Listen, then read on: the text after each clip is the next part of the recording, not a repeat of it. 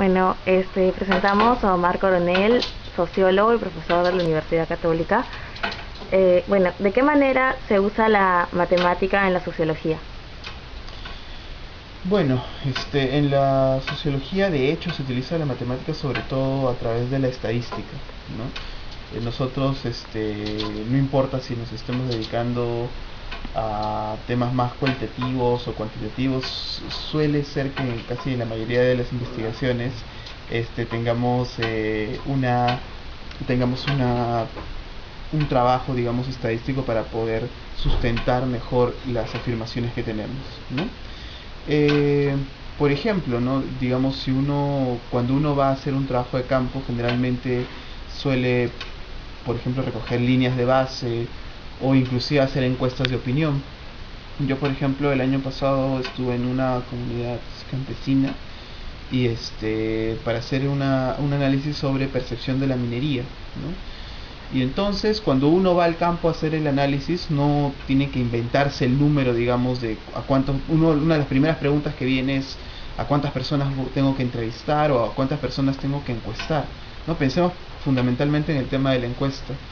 Entonces, el tema de la encuesta, no implica que uno elija al azar o más o menos calcule al ojo cuántas personas tiene que encuestar, ¿no? Uno necesita una fórmula estadística, uno necesita ir hacia las bases de datos del INEI, obtener por ejemplo, un mapa más o menos específico a escala de la población, de la comunidad donde va a ir, tener el número completo de la población de la comunidad en la que uno va a estar, y a partir de ese dato, a partir de una fórmula, sacar un número exacto de una muestra que vaya a ser representativa, ¿no?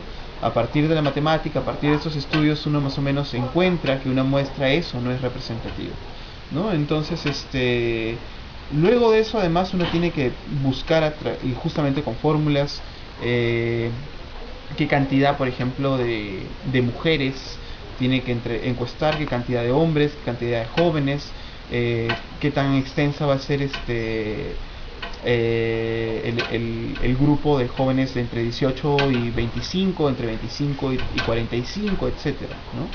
Entonces, esos grupos se definen también matemáticamente con fórmulas para que la encuesta llegue a ser representativa, ¿no?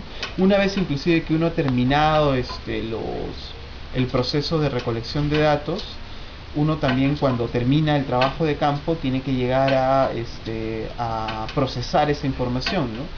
Y por más que uno tiene programas estadísticos como por ejemplo el SPSS, uno necesita tener un mínimo conocimiento matemático para poder hacer uso, digamos, de las fórmulas, de los coeficientes, digamos, de correlación, cuando uno empieza a trabajar sobre los datos que ha recogido, ¿no? Claro. Bueno, después actualmente estás usando las matemáticas en tu Eh, carrera. sí, claro, ¿no? Como decía anteriormente, en el trabajo que tuve el año pasado en este recojo, digamos, de percepciones sobre la minería en la comunidad de Guaya, tuve que utilizar estas fórmulas para poder obtener mi muestra, tuve que repasar, digamos, mi conocimiento sobre estadística descriptiva e inferencial para poder trabajar sobre esos datos más adelante, ¿no? Inclusive ahora que en mis clases de teoría 4, ¿no? En sociología en teoría 4, necesito utilizar la matemática para procesar datos que sirven de insumos para que los estudiantes hablen sobre temas fundamentales en sociología, ¿no? Sobre tasas demográficas, sobre es decir, en general, información que nutre, digamos, los análisis estructurales, como el proceso cómo se va desarrollando el proceso educativo, el proceso de industrialización, cómo se va desarrollando el modelo económico actual, ¿no? O sea, no hay forma de que un sociólogo que trabaja sobre la realidad y que tiene que tener muy en cuenta el modelo económico y cómo se desempeña, no tome en cuenta variables económicas, o no tome en cuenta un razonamiento matemático. Claro, entonces aparte de la estadística también se utiliza un poco de fórmulas económicas. Sí, claro, o sea, digamos, en sociología la currícula además exige un curso de macroeconomía, ¿no? Digamos de conceptos básicos de economía, donde también se utiliza pues la lógica matemática para hablar del Producto Bruto Interno, para hablar de la balanza comercial, del déficit, etcétera. Sí. Claro. ¿Te gustaban las matemáticas en estudios generales? No, para nada. No, o sea, no me gustaban nada las matemáticas.